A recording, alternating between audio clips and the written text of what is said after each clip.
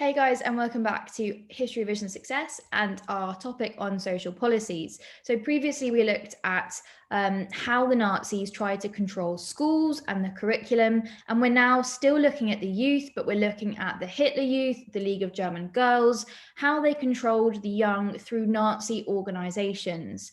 Now, something which I thought was just so poignant as a quote really is this statement by Robert Ley. So we start our work when the child is 3. As soon as it begins to think, a little flag is put in its hand. And I think that really sums up, just how the Nazis approach this idea of the youth. We need to get them thinking along Nazi ideology as soon as possible in order to really manipulate and craft and mold the mindset of this new young generation.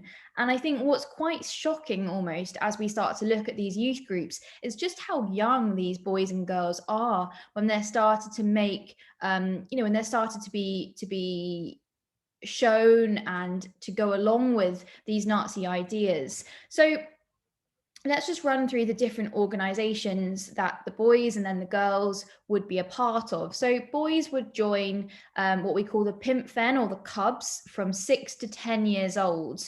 From there, they would transfer to the Deutsches Young Volk, the young German boys, and that would be from 10 to 14. And then from 14 to 18, they would enter the Hitler Jugend or the Hitler Youth.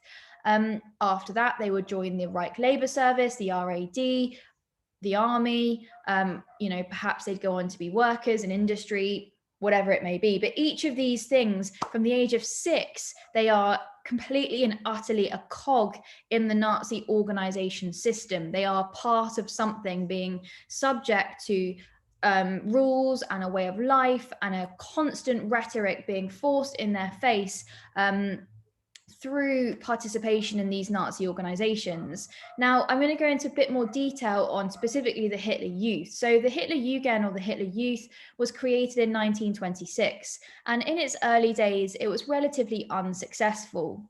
When the Nazis came to power in 1933, all other youth organizations, except those linked to the Catholic Church in the first instance, were either banned or taken over by the Hitler Youth. It was only then It was only then that the Nazi movement or the Nazi youth movement really began to thrive. So in 1936, the law for the incorporation of German youth gave the Hitler Youth the status of an official educational movement, equal in status to schools.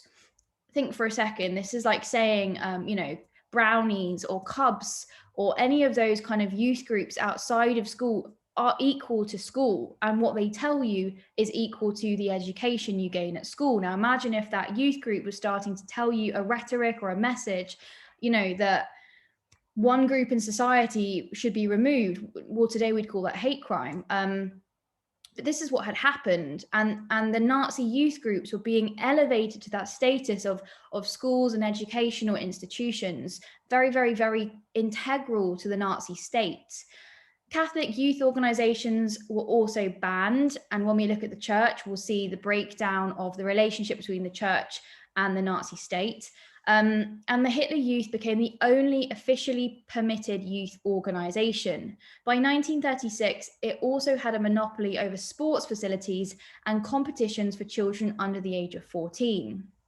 Membership is then made compulsory in 1939, and the Hitler Youth members had to swear their loyalty to Hitler and make a personal oath of allegiance.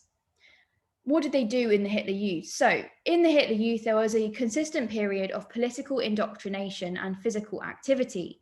Boys from the age of 10 are taught the motto, live faithfully, fight bravely, and die laughing. 10-year-olds being taught how they should be dying.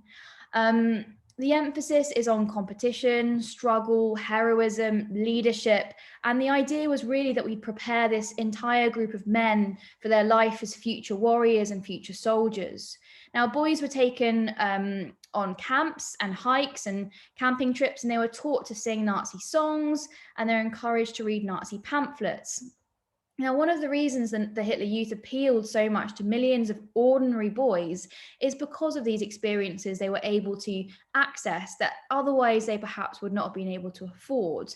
And there was a real sense of kind of camaraderie, especially in the younger age groups. You know, we're going on an adventure, we're going on a camping trip with all of our friends, and we're going to go along with it, and this is great and fantastic. And it really did, I think we have to understand, open up a doorway for lots and lots of working class boys into a lifestyle that was very enjoyable for young boys at the time.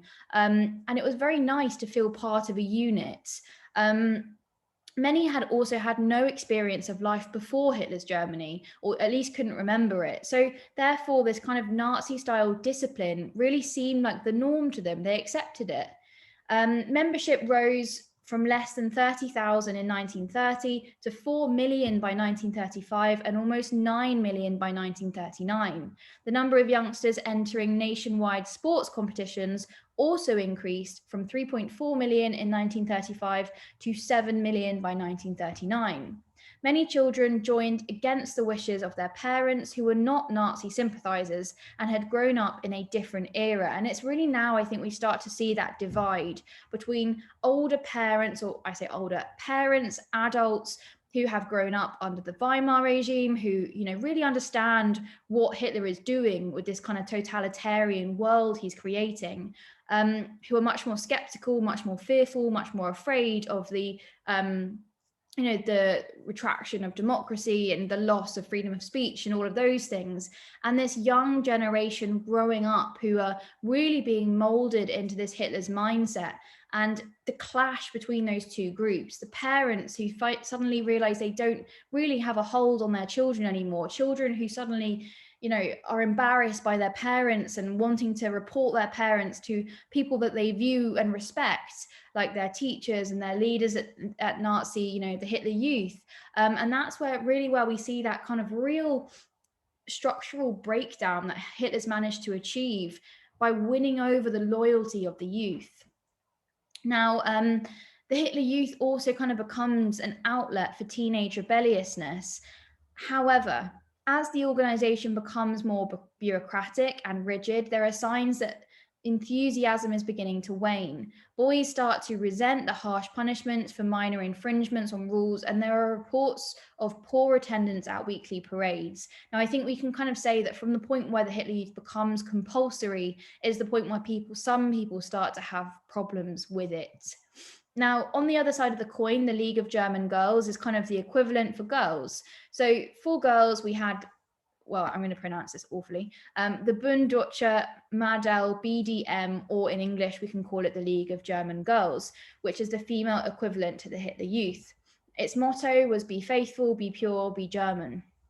And it's dedicated to preparing girls for their future roles as housewives and mothers. Like with boys, membership became compulsory in 1939. So what were girls taught? Well, girls were taught that they had a duty to be healthy for the nation. Your body belongs to the nation was literally a line in their rules.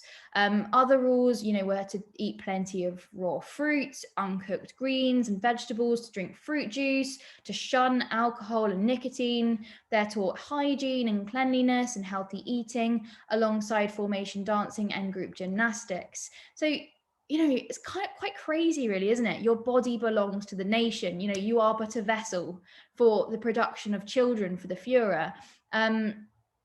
It's quite a crazy idea, really, that girls were being taught that their whole entire purpose in life was to protect their bodies, be healthy so they could have children.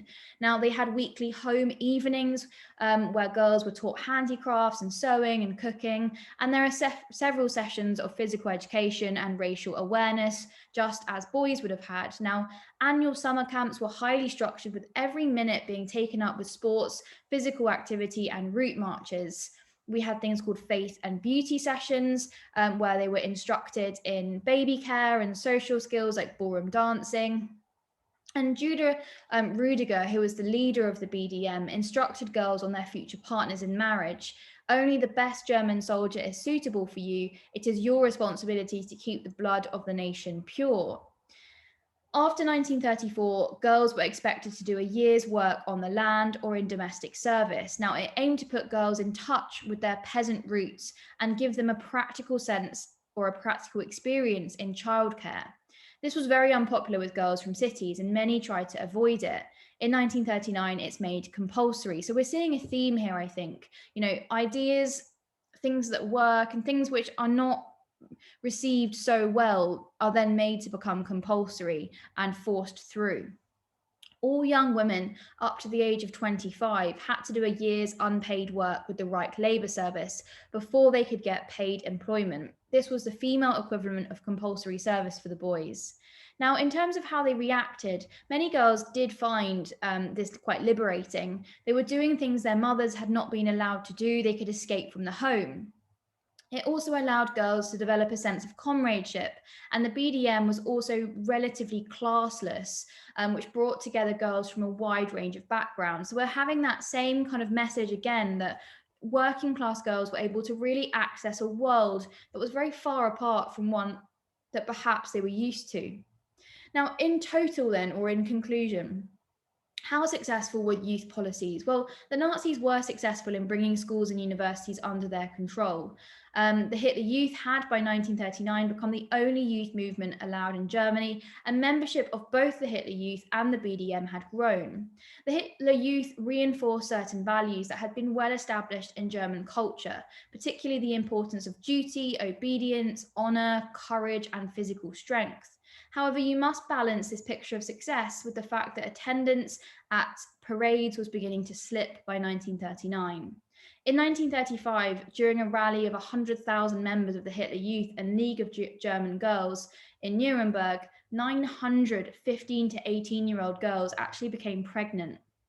Now, I think this is a really interesting example to show this kind of Nazi rhetoric being absorbed by these young people, but also the idea that actually for lots of them, it was just providing freedom that they'd never ever had before. And I think, we won't ever really know how far these policies were successful because the Thousand-Year Reich never happened. But I think we can see that, especially in the youth, Hitler absolutely made a huge impact. And I think we'd probably suggest he was more successful here than anywhere else, in terms of winning these youngsters on side and winning over their hearts and minds, their loyalty and their conformity to the regime, because there was very, very, very little resistance from youth in general.